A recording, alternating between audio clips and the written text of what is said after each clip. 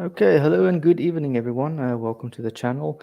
Today I'm speaking to Andy May. He's a full-time writer, but he's actually a retired petrophysicist. And he did a lot of research on Greenpeace and the environmental movement, on global warming of the sort. But the focus of the day is Greenpeace's crimes and lies. So, Andy, welcome. Thank you, Hugo. I'll start immediately. Uh, these two books, Patrick Moore's Confession of a Greenpeace Dropout, my book, Politics and Climate Change, A History, and the Heartland Report on the Greenpeace Business Model by Michael Ronan and Imelda Connolly, Willie Soon, and Patrick Moore, are the main sources for this talk. Greenpeace is a Dutch campaigning business with a gross income of 386 million US in 2015. Its income tripled since the 1990s. Greenpeace had 530 employees in 2021 and assets of more than $80 million. Roughly 36% of their assets are in cash. India has frozen their Indian bank accounts, accusing them of misreporting funds and violating India's laws against using foreign contributions to affect Indian political activities. New Zealand rejected Greenpeace's charitable status in 2010 and again in 2018, with the Charitable Commission stating, quote, "The New Zealand Independent Charities Registration Board also considers that Greenpeace and its members are involved in illegal activities from which an illegal purpose can be inferred. Greenpeace's illegal purpose disqualifies it from being registered as a charity." In August 2014, the New Zealand Supreme Court ruled that Greenpeace could reapply to the Charities Board to be a charity. Greenpeace is clearly a political organization, they said. However, the Supreme Court ruled that it is not enough to exclude an organization from charitable status. The court did state that illegal activity such as trespassing or illegally boarding ships or drilling ships is disqualifying. Vandalism and defacing public property like the British Museum are also disqualifying. In 2018, the board confirmed that Greenpeace had been involved in illegal activities, and it reaffirmed its 2010 decision to reject Greenpeace's application. Greenpeace has admitted using lying and propaganda in their regular affairs. As many Greenpeace founders have famously said, it does not matter what is true, it only matters what people believe is true. Paul Watson, one of the Greenpeace founders, attributes this quote to Dr. Patrick Moore, another Greenpeace founder, in 1981. Others have attributed it to Paul Watson. Either way, it was frequently said by the leaders of the organization. It has been a sort of mantra for them. The earliest published sources for the quote are Forbes, November 1991, and the authoritative book Environmental Overkill by Dr. Dixie Lee Ray and Lou Guzzo, published in 1993. Dr. Ray was also the 17th governor of the state of Washington in the United States. She was a Democrat, but critical of the environmental movement. As for illegal activities, we all know about Greenpeace crimes: occupying drilling rigs, endangering lives and property, and trespassing on private property. We also know that Greenpeace activist Paul Watson, expelled from Greenpeace in 1977, has rammed ships. Even after Paul Watson left, and as late as 2006, Greenpeace rammed ships endangering lives. In the 2006 incident shown here, this is a frame from a video that you can watch at the link given on the left. Greenpeace tried to claim that the Japanese vessel rammed them, which was a stupid claim since the Greenpeace Arctic Sunrise, which is where this video was shot, was damaged in the bow, and the Japanese vessel was damaged near the stern. Further, the Japanese vessel was stationary at the time. But what about torturing animals for video footage? From the book Arctic Wars, Animal Rights Endangered Peoples, where Mr. Poirier gave the following testimony, quote, I, the undersigned, Gustave A. Poirier, of the Magdalen Islands, declare having been employed by a group of photographers, one of which had a beard, around March 4th, 1964, to skin a large seal for a film.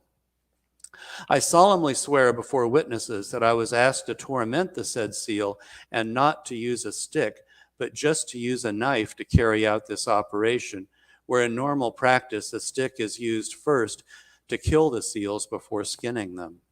End quote.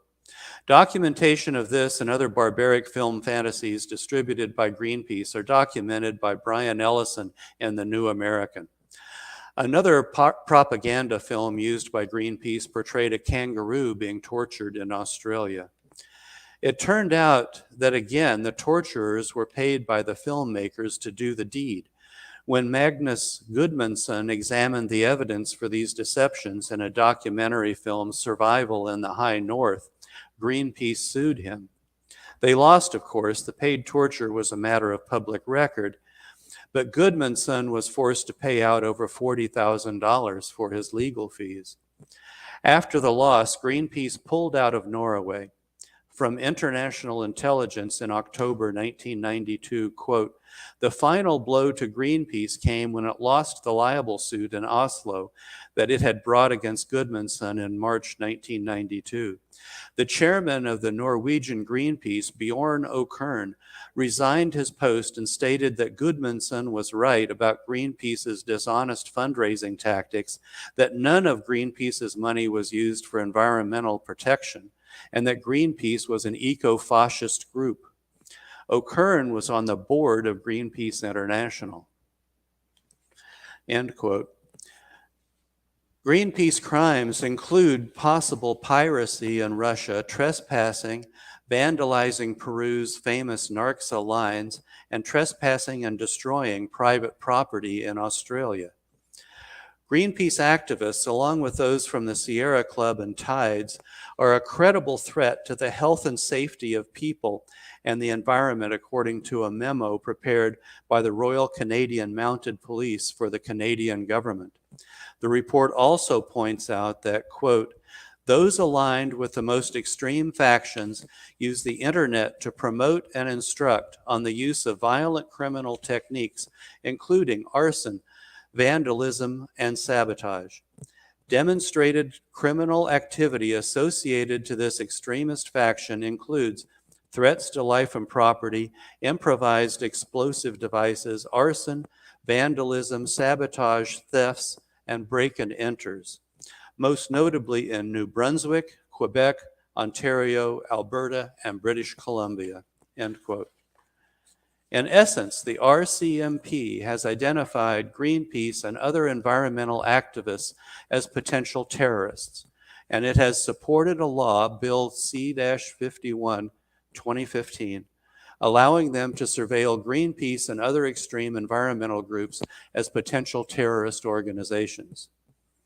Greenpeace raises tons of money with their supposed Save the Whales campaign, but in reality, they are not opposed to whaling, and even helped some Alaskan villagers tow a dead whale to their village.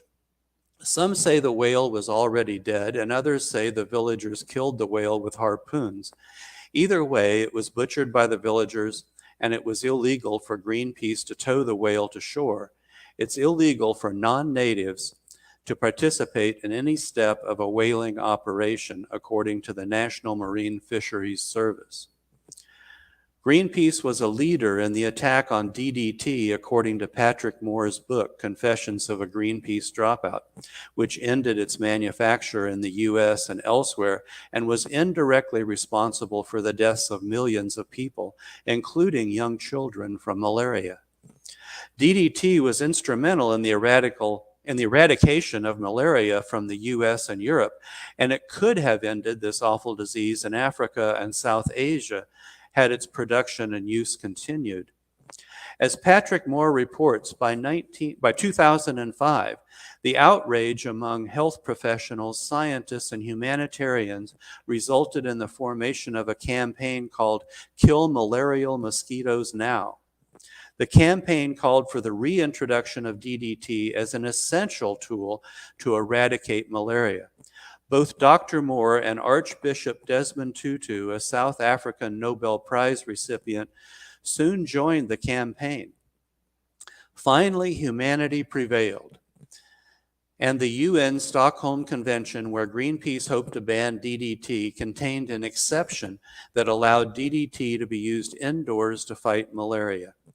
DDT has been found to pose no threat to humans or wildlife.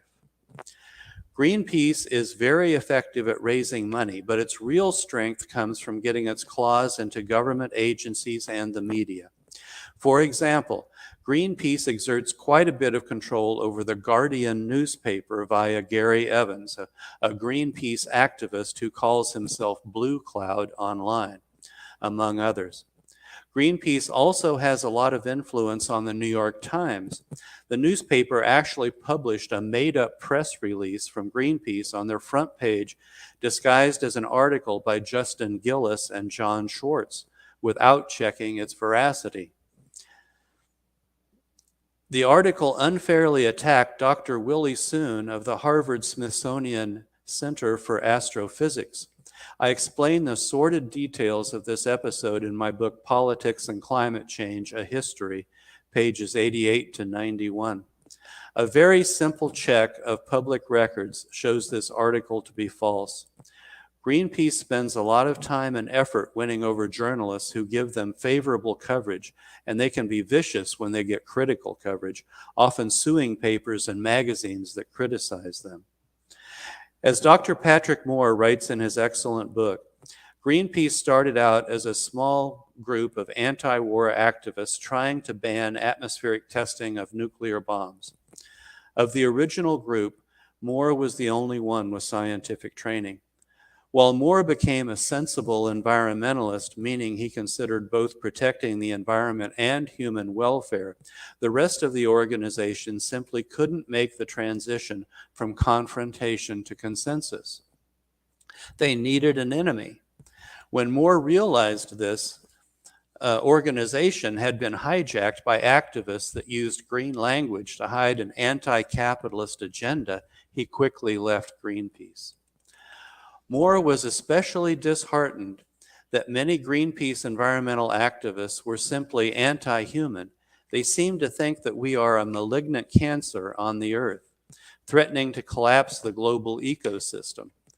The great myth is the implied claim that we are not part of nature, when of course we are. As misguided as the Greenpeace recruits are, they are motivated and they work cheap.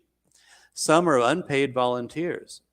On the revenue side, the contributions keep pouring in.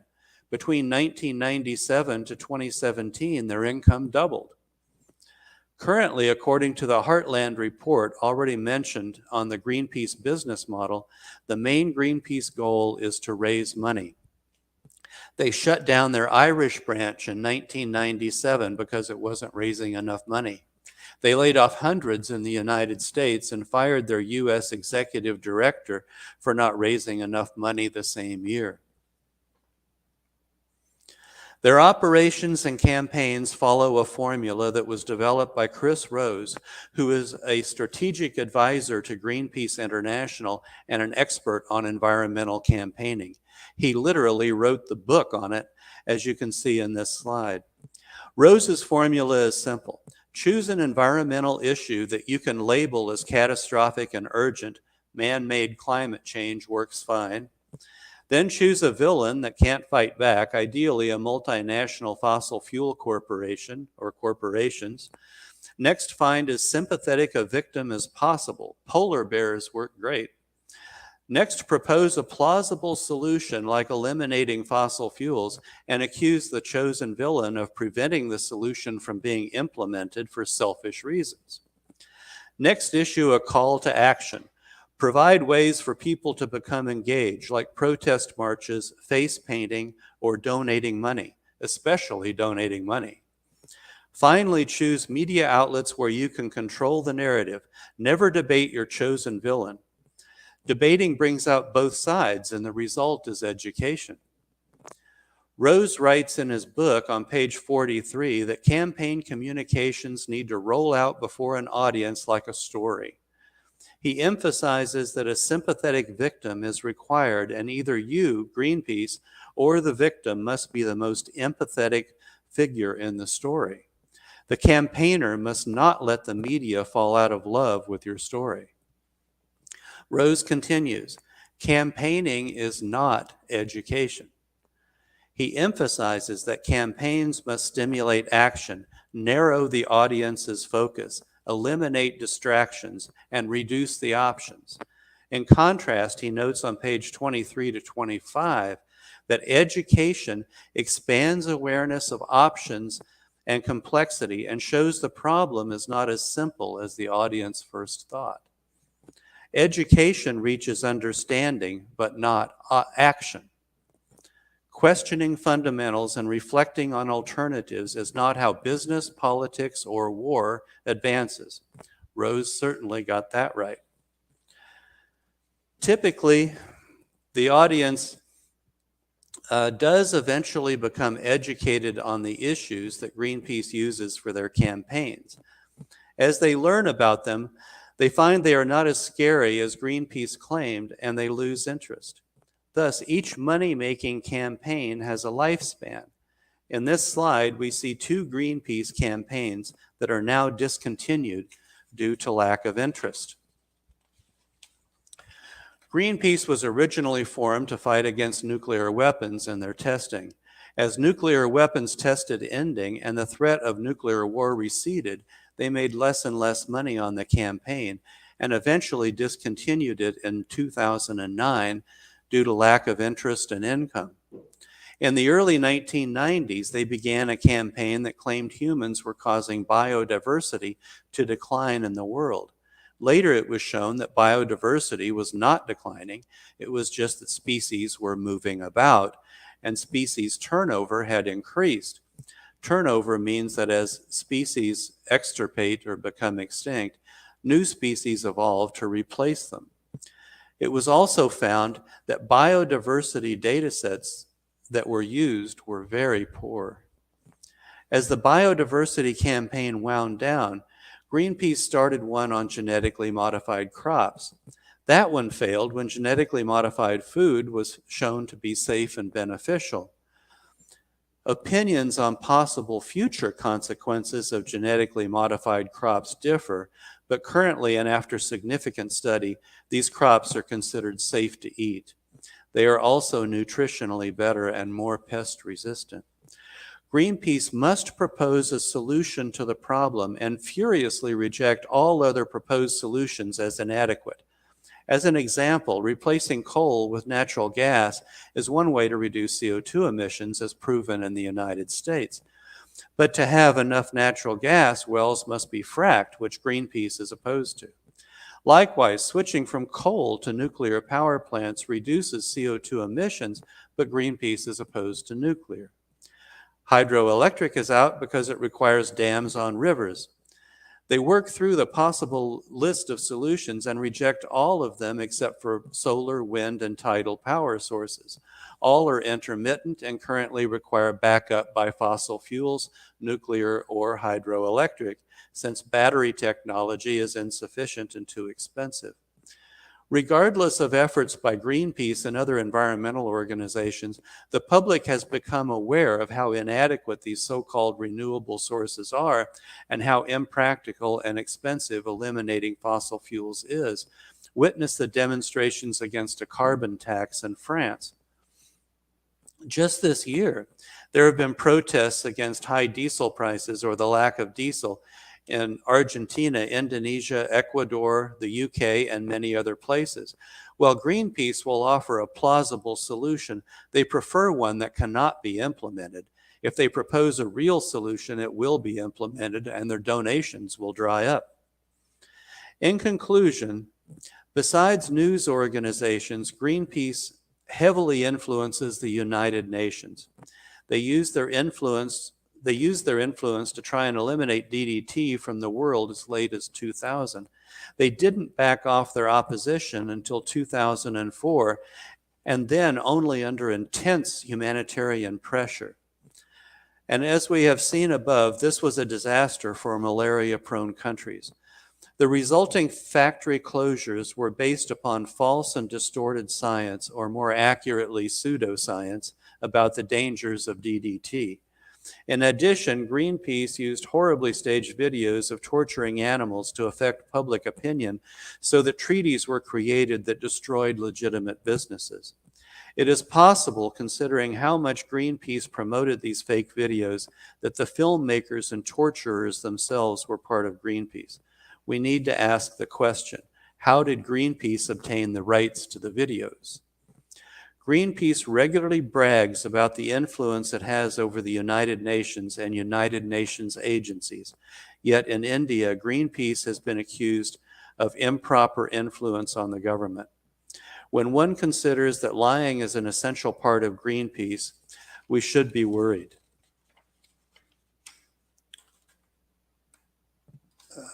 Okay.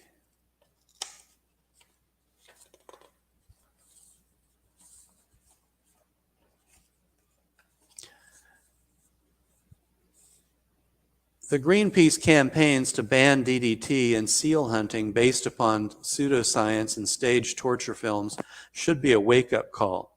Pseudoscience and made-up films showing extreme weather events are now being used to frighten a gullible public about climate change. This is not a new act. They have done this before. The truth matters. Science-based skepticism is not evil, it is a good thing. We must be skeptical of all environmentalist claims and point out deceptions and propaganda whenever we see it. It is apparent that the most obvious end-of-days fantasies today come from Greenpeace and similar organizations. It is unfortunate, but often activist environmental organizations begin innocently enough with a good cause. Certainly Greenpeace did. But if successful, the problem they were formed around is eventually fixed. Then they take on a life of their own. Rather than disband when the problem is solved, they chase a new problem, or worse, make one up. They exist only to maintain themselves by trading on their name to raise money. Much of the money is used to pay their own salaries, fly around the world to conferences, and influence journalists and politicians. It becomes an ugly business, feeding off businesses that actually make things. They are not charities, they are hidden taxes on the public. Why do organizations like Greenpeace lie about environmental dangers that clearly do not exist? Their lies about the dangers of climate change, DDT, genetically modified foods, and biodiversity are very easily dismissed, since they have no basis in observations or in the science, as the news media likes to say. In 1971, Dr. Patrick Moore, his PhD is in ecology, and a friend, Bob Hunter, were part of the crew on the boat they chartered to protest nuclear bomb testing in Alaska. On the long voyage home to Vancouver, they had a conversation, and Bob Hunter made the following very prophetic statement, according to Patrick Moore's book, Confessions of a Greenpeace Dropout. Quote, "Pat, this is the beginning of something really important and very powerful, but there is a very good chance it will become a kind of eco-fascism. Not everyone can get a PhD in ecology, so the only way to change the behavior of the masses is to create a popular mythology, a religion of the environment where people simply have faith in the gurus." Moore then reflects, "Today I shudder at the accuracy of his foresight." If you replace gurus with the science, Bob Hunter nailed the world of today. The scientific gurus of today are not those of my youth. Today they have been corrupted by politicians, the news media, and organizations like Greenpeace. People around the world know this. In chapter 21 of Moore's book, he lists a number of polls that show the public is not convinced of the dangers that politicians and Greenpeace espouse. They tried to lie about the dangers in order to make money from donations, but failed. The truth came out, as it always does, and their credibility was destroyed, as it always is when you lie. But somehow they continued to make money. I guess a fool is born every minute. As Paul Evans and Paul Parnes wrote in 1968, they will never get a majority with their lies, but they don't need a majority to make money. Thank you. That's the end of my presentation, Well, Hugo. thank you very much for that, Andy. That's quite a remarkable speech. I guess I want to ask you this. I mean, you wrote a book, obviously, on the corruption of the environmental movement in general, and you have a title dedicated to Greenpeace. What got you into this story? How did you fall into it? Originally, you know, I used to be a Democrat. I'm definitely a Republican today, if you know the U.S. political parties. Right. My views haven't changed much, but the parties have changed a lot, both of them. I was an environmentalist. I believed in Greenpeace and the Sierra Club and so on in the 1990s. In the early 2000s, I read Michael Crichton's book, The State of Fear. And that was my first introduction to the counter arguments. Many of them are in this talk I just gave. And it's interesting you say that, because Michael Crichton was also a Democrat, you know. Yes. A lot of, I mean, because this is often, this is something I discovered going into it. People like Stephen McIntyre, for example, who Yes. debunked the hockey stick. He's a Canadian liberal. I've spoken to him. I met him through anti-war movement stuff, not through environmental stuff, so, and this is something I want to, message that needs to get out as well, that it's not a Republican, your politics should not define your stance on this. That's right. And that was also a part of my statement, was that in many places in the world, the United States and Canada, probably the UK, and I don't know, maybe your country as well, the liberals have become captive to these NGOs, or non-governmental organizations, that provide them with a lot of money and a lot of support and a lot of publicity. And so I like to say that politics corrupted science, which is true, but I think there's also a factor of these non-governmental organizations corrupting the political parties, especially the political parties of the left. Because as I said, my views haven't really changed that much. Right. I'm an environmentalist, but I'm also a humanitarian, just like Dr. Patrick Moore. I mean, we are a part of nature, of course, and our well-being needs to be included in any environmental decisions. Unfortunately, it seems that these NGOs and the political parties that they hold captive seem to insist that humans and nature are two different things, and they're competing, and we're not. We're all part of the planet Earth. Yeah. You spoke a bit about the fanaticism. No, fanaticism has always disturbed me since I was a child. You sort of get this ugly feeling that these guys are just going too far. Now, how is it? I mean, I'm asking you a bit to speculate here, but how is it they can't see that they are turning into, for lack of a better word, a cult? I don't know. Some of them do. Patrick Moore isn't the only one who left Greenpeace because he realized it was becoming a fanatical cult.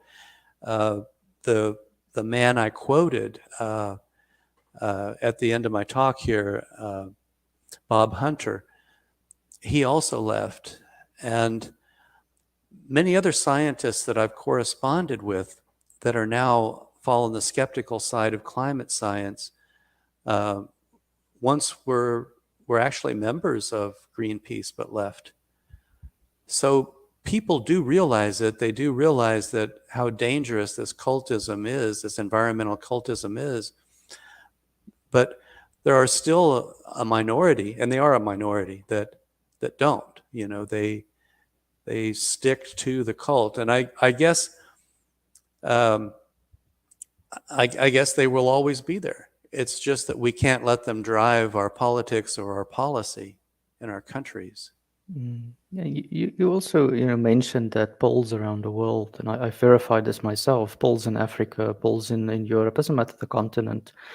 Um, show that ordinary people have got a sense that this is not right. That Mm-hmm. they seem to seem to see through it. Yet when you poll academics and scientists and the intelligent people and the elites, for lack of a better word, they seem to fall for this stuff. So I mean, I ask you again They to do. speculate here, but what's going on? I really don't know. You've got to figure that someone who made $1 billion um, is like Bill Gates, for example, is a reasonably intelligent person, or they wouldn't have been able to do it. Right. But on the other hand, these liberal billionaires seem to uniformly support some of these crazy ideas, like climate change is going to destroy the world. And uh, I'm at a loss. I can't help you there. And what happened is these liberal billionaires uh, that want to fight climate change to the exclusion of real problems like inflation and the economy. Um, they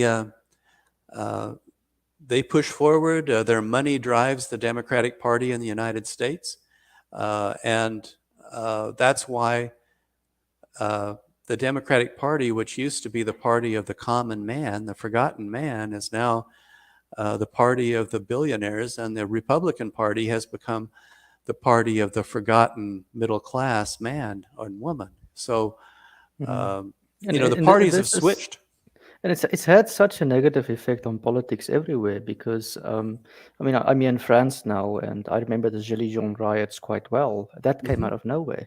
Right. And I remember I was working for an energy company at the time, and I said to the guys in Paris, because I stayed on the outskirts of Paris, I was commuting in, but they stayed in the inner circle. They took a train to work, for example, not a Yeah. car.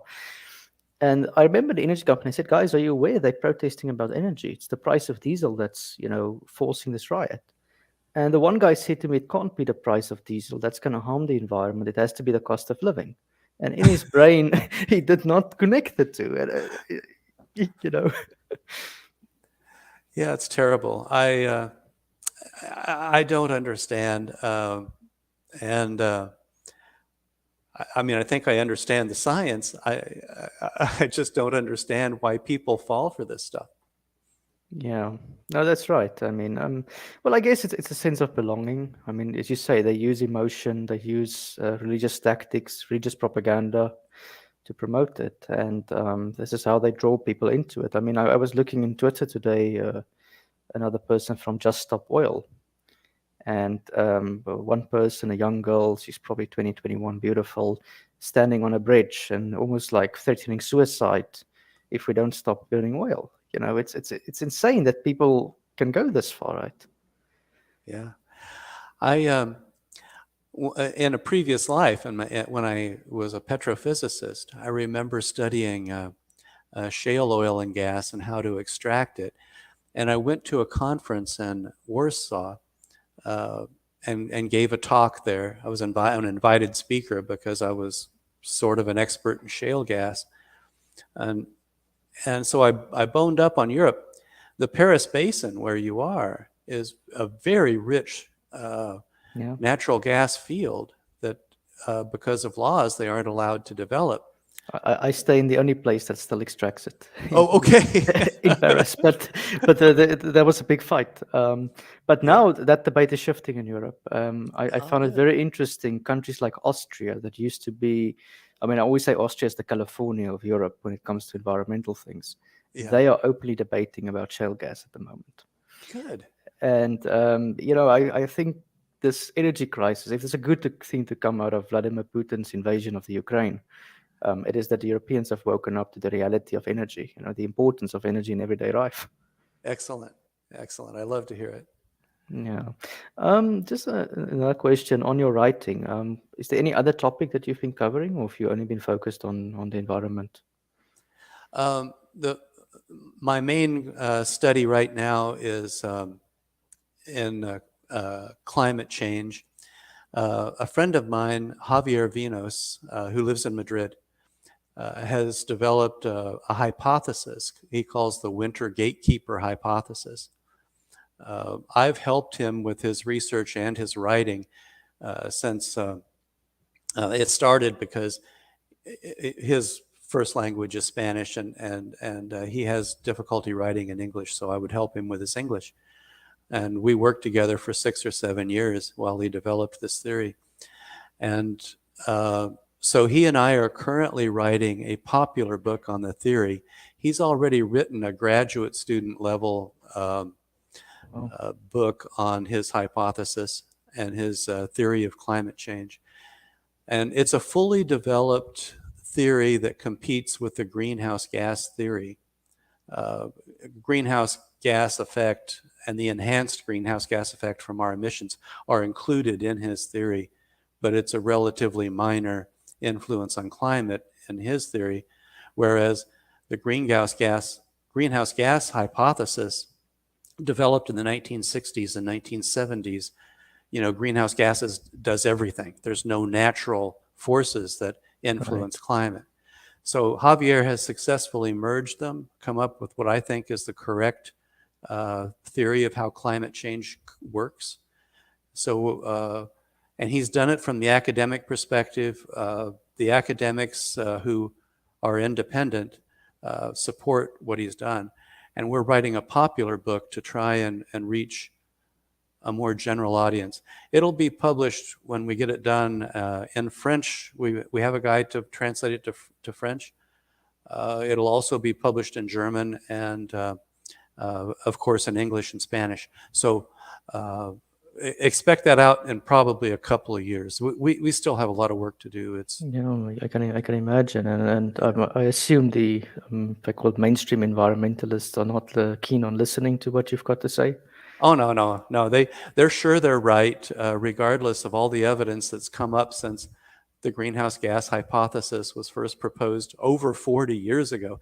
And when you consider they've written 47 major reports, tens of thousands of pages, billions of dollars later, and they have yet to convince people that it's an important a problem. Well, I mean, again, people look at their own pocket, and every time a politician tries to implement any of these policies, they get ousted in what I call a green coup d'etat or anti-green coup d'etat, because the price of energy is one thing that people always vote for. If you want to anger the population, they feel it in their pocket. They don't care about funny things. They care about what they pay. Exactly. Yeah. Andy, I think this is it's a very interesting talk that you gave, and I think it's a lot of truths that people suspected for some time. I've just got the sort of a last question on this. Greenpeace is obviously not the only group that is doing this. We have Just Stop Oil. There's, I think, the Canadian journalist Corey Morningstar calls it the NGO Industrial Complex. Yes. Industrial Complex. How would you advise people to approach this problem? Only people that would say, look, I see this corruption, I see the obvious conflict of interest, but what can I do about it? Do you have any ideas for them, or is that above your pay grade? Be skeptical, question things, and don't be dogmatic, and don't let the people you're talking to, try and ridicule you because you're going against the consensus. I would like to see the scientific concepts come back like they were when I was a child, and people respected skepticism and questioning and looked at what was underneath proclamations from quote unquote gurus. So that's the way I see. That's the only way I see for it to work. You've got to question what people say. Don't just accept it on faith. Mm-hmm. Science by definition is to question dogma and authority. Exactly, and I'm not a religious person myself, but I see that as the world has moved away from religion, that they tend to adopt things like environmentalism as a religion. And that's where their weakness is. You need to respect objectivity, objective ideas, objective truth, and objective lies, and not always try and work around them using rhetoric. You know, you need to look at what's under something. Is it right? Does it make sense? Does it fit the facts and observations? Yeah, and then also by extension, you don't be scared to use your own intelligence. I think that was Yeah. that was the motto of the Enlightenment. Immanuel Kant, who said, Aufklärung is the Ausgang. It's men growing up, basically. Start thinking for yourself. Yes. And that's sort of what I encourage my listeners. Even if you disagree with both of us, at least know why you're thinking something. Don't just follow. Yes. Very good. I like that. Yeah. So Andy, I'd like to thank you very much for this. As people buy your book, please follow his work. Where can they follow you, by the way? Are you on Twitter, Facebook? How does that work? I am on Twitter. My handle is Andy_May_writer. That's probably the best place. You can also go to my website, which is andymaypetrophysicist.com. Okay. Well, Andy, thank you very much for the conversation and for the talk. And yeah, please keep doing what you're doing. Okay. Thank you for inviting me.